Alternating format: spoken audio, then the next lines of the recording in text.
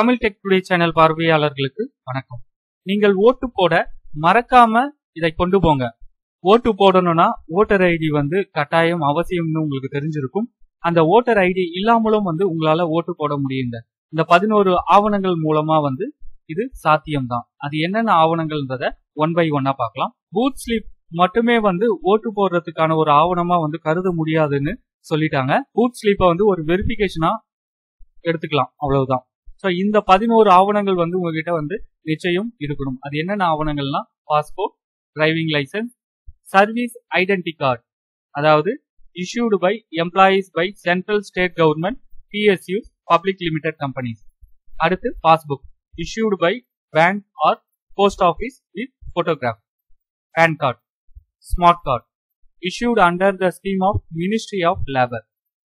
அடுத்து MRREGA job card, health insurance smart card issued under the scheme of Ministry of Labor.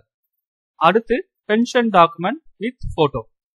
அடுத்து official identity card issued to MPs, MLA, MLCs.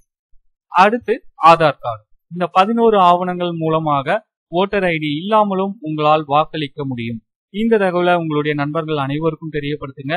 வரும் April 18ஆம் தேதி வாக்களித்து உங்கள் ஜனநாயக கடமையை ஆற்றுங்கள். நன்றி, வணக்கம்.